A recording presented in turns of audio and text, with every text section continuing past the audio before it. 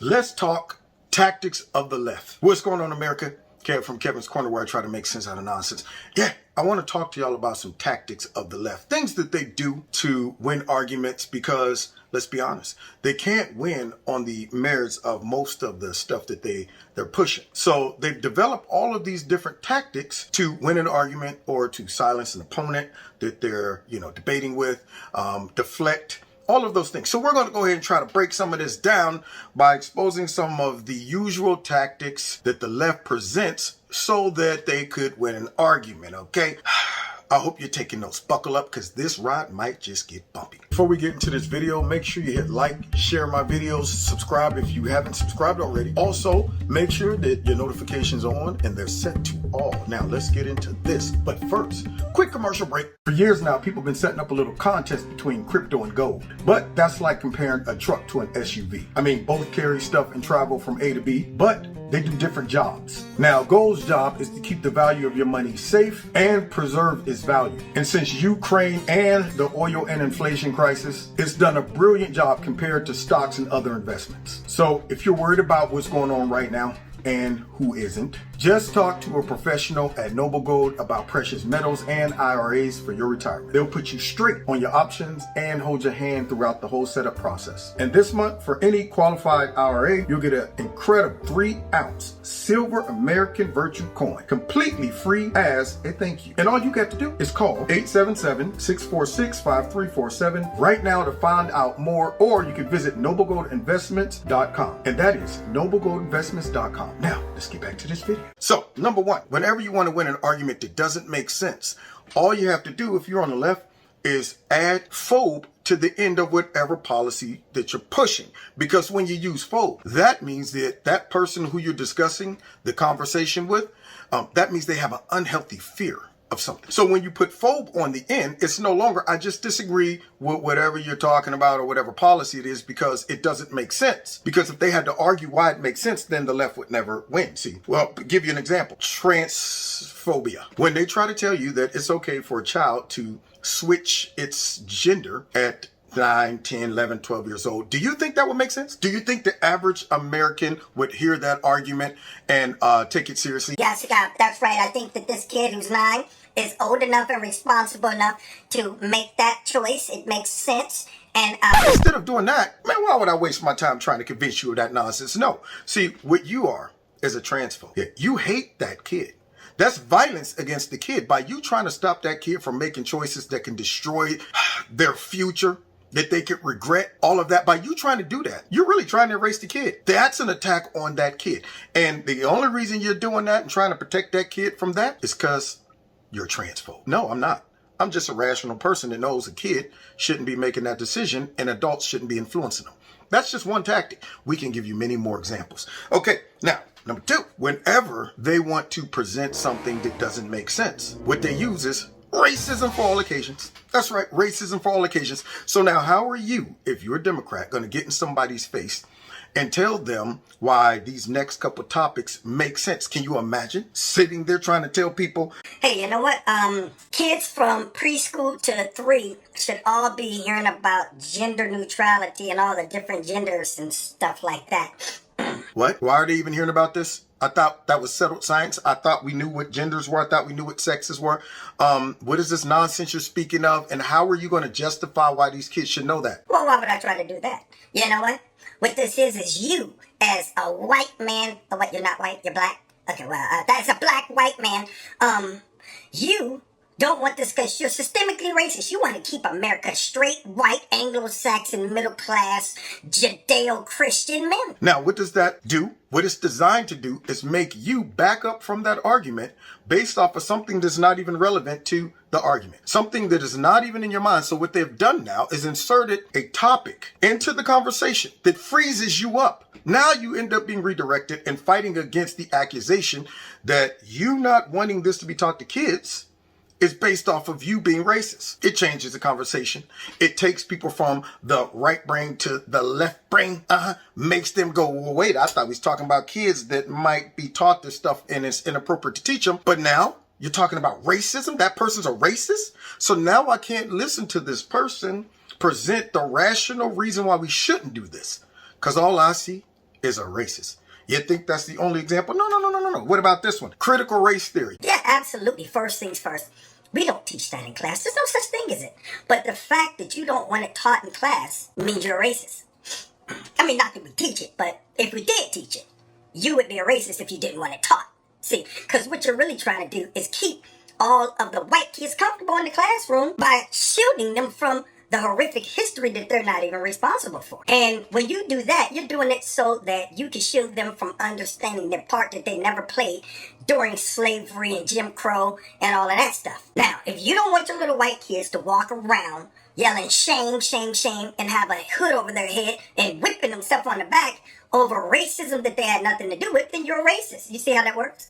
You should be happy that little black kids understand that they will never be all that you can be because of racists who never had anything to do with racism in the past. You see how that argument works? So here I am thinking we're trying to create harmony within the kids and we're trying to make sure kids remain innocent and see each other in spite of race. Here I am thinking that's why I didn't want it taught. Now I learned that I don't want it taught because I'm a racist. See how that works? Wait, here's some more examples. Illegal immigration. How are you going to get in front of a group of people and tell them, you know what? We think that bringing people across our border illegally that we haven't vetted is a good thing because it allows cheap labor, which also could result in Americans losing jobs. And it also increases our potential voting base later on as Democrats. And we don't care how it impacts Americans. Rather, some of these people might come over here and be violent. We might even allow some folks to get slipped through the crack. They might be terrorists. But none of that stuff is more important than our goals and objectives. So we want you to support this legislation. You think that's a good argument? You think they could win on the merits of that? No. Why would I boggle myself down with trying to convince you that what I just said makes sense when I can simply say, the reason you don't want these people coming over here is because you're racist. You want to keep America white. You want to take it back to the way that slave owners had. Oh, wait. That was the Democrats? Wow. So they were responsible for slavery? Okay. Well, you know what? The idiots don't know that. So let's keep the argument going. Yeah, get back to you, you racist. You don't want these people coming for a better life because you are racist. Now, the people listening to that argument, they're not focused on you saying, no, I thought I was just a rational person who thinks that's ludicrous to bring all of these people over here that we can't vet, we can't support. We're going to have to use our tax dollars to fund them. You're giving them cell phones, putting them on airplanes, flying them all over, busting them all over the place, not requiring them to get any type of vaccination shot or nothing that you're requiring us to do. Talking about if they commit a crime, they shouldn't be separated from their kids. But my friend Rollo, he did a crime and his kids got separated from him. That's why I thought it wasn't a good idea. But now I'm defending me being a racist. See how it works? So now, guys, if you really have mastered the art of Democrat manipulation, projection, hypocrisy, all of that stuff, then what you do is you come up with racism for all occasions. See, you just throw racism on topics that has nothing to do with racism. Economic racism, that's right, whatever that is. Transportational racism, environmental racism. Yeah. You name it. Scientific racism, things of that nature. Things that don't make sense. But once you train society to respond to the buzzword, which is racism, now all of a sudden they don't care what you put in front of it. There are animal racism, nothing racism, up racism, down racism, around racism.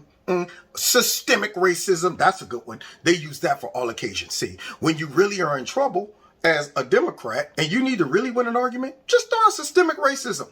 Make people chase their tails looking for something. That's what you do. Oh, where's that at? Oh, see, that's the problem. You would know where it was at if you wasn't a racist. Systemic racism is all around us. And it shows up in every time I have to defend my stupid, selfish, power-hungry policies that make no sense. That's where it is. See how that works, y'all? So, Democrats, this is how they deal with their arguments. This is why you get identity politics. This is why you hear them use these buzzwords constantly whenever they're discussing anything. Now, how do we deal with this? A couple ways, a couple suggestions. Number one, anticipate them using these things. They ain't changed their tactics. You know it's coming. If you already know, it's their style. It is the way they deal with arguments or debates. Beat them to the punch. You don't think within the first couple minutes of a debate or discussion, racism is not coming up? Sexism, xenophobia, homophobia, all the phobes are coming. So since you know they're coming, how about you block it? If you know a person just got a right hook, all you got to do is just block the right hook. As soon as you get into a discussion, let's get all of the things straight. Let's have a discussion on why this makes sense outside of a personal attack against me or an accusation that the reason I feel this doesn't make sense is because I hate people or I'm a racist. I will start off by saying I'm not a racist. I don't hate people. I'm not homophobic, xenophobic, or any of that stuff. So I know you're going to accuse me of that at some point because you can't make sense out of this nonsense. So I'm just putting it out there. Number one, I'm none of those things. Number two, watch you still have to do it because you don't have a secondary plan. Once that fails, even though I called it out, you're still going to do it because you only got one punch. Wow, man, he's on to me. So I still gotta use it. Well, the reason you don't want me to use racism in this argument is because you're a racist. Number two, understand the nature of a Democrat politician. Now, what do I mean by that? See, once you understand the nature of something, then you anticipate their behavior. You're not shocked by the behavior. You understand the motivation of the behavior. See, you might not understand the motivation of the behavior based on the surface stuff because some stuff looks cute and harmless. Some stuff you'll get deceived based on, the surface of things. Like, say maybe a circus handler of animals or a zookeeper or something like that. If you're a zookeeper, and you're watching the polar bears are cute. Everybody thinks polar bears are cute. If you forget the nature of a polar bear, you'll find yourself like the lady in Cincinnati many years ago who tried to feed the polar bear with the grape. She took the grape, didn't put the grape on a stick, didn't extend the grape. She stuck her hand right in the gate and said, the polar bear loves me because I see him every day and he's so cute and stuff and he don't growl at me. Forgot the nature of that polar bear. And when that polar bear tasted the grape, he said, I taste fingers too. Last she remember is her arm being bitten off. Now, whose fault is that? Was it the polar bear's fault or was it the trainer who's smart enough to understand the nature of a polar bear is the nature of a polar bear? You don't get content. Now, in regards to the Democrats, when you hear them make arguments, when you hear them make policies, when you see them make decisions that seem or appear to not make any sense whatsoever, you give them too much credit by saying that's dumb. You give them too much credit by saying, you know what, these Democrats don't know what they're doing. They do know what they're doing. You're forgetting their nature. See, they're not in politics to help out people. It's to help themselves. They're not in politics to provide solutions for problems and stuff. Why would we do that? Then we would be out of a job. Our job is to create problems and then provide a false solution that leads to a conclusion that benefits us. So once you understand our basic nature is self-serving and evil, then you won't mistake us for people who are dumb, people who are just trying to do the right thing, people who are looking out for the small or little guy, people who are fighting injustice, people who are fighting against racism, people who are fighting for voter rights and stuff like that. No, you think I'm fighting for voter rights? Please. I'm fighting to destroy all of the stipulations and expectations and norms of voting. How are we going to win? If, number one, we present and try to convince y'all with rational arguments for our policies, and number two, if we don't have a way to create a lazy, reckless, loosey-goose voting process that allow us to do some other extracurricular activities to help out just in case more rational Americans think like you people with common sense and don't vote for us. But yet we'll tell you it's because fighting against Jim Crow 2.0 and stuff. So don't give us that much credit. Please, man. We ain't dumb. We're evil. Once you understand that nature, now everything you hear come out their mouth will be screened and synthesized through that lens of saying, I hear what you're saying, but because I know your nature, there got to be something else. What else is coming? What is it for you? What's on the back end of this? Because we know you don't want those Mexicans and all them folks coming over here for a better life. And the fact that America's a melting pot, the Statue of Liberty. Remember all of that? We know that that's not what you really want. And I'm going to tell you how you expose this by going down there and do what the Democrats do. Whole bunch of Republicans go down there with a big old table and start registering all these illegal immigrants and talking about, all right, you're here for, of course, asylum. Don't give me the details. We don't care about that. You stay at asylum. Great. So here's what we're going to do. We're going to let you in, run around, see and enjoy America 2 or 3 years. If you got time, come back to court. But if you don't worry about it. Now, in the meanwhile, we're going to help you get a job, fly you where you need to go. And then we're going to fight for you guys to get citizenship and make sure there's no IDs required so you can vote. And then if you vote for us, we'll duplicate that process for your friends and family and all of them, and see what the Democrats do. You think they'd still be more focused on a better life? You think they would still be saying this is a melting pot, let all these people come in? Or do you think Nasty Pelosi will run down there with that monkey paw and that mush mouth and all of that and start building that wall with her own monkey paws? You think they would still be, come on in? No, it will reveal their real nature. It is not because they want them to have a better life. It is another motive.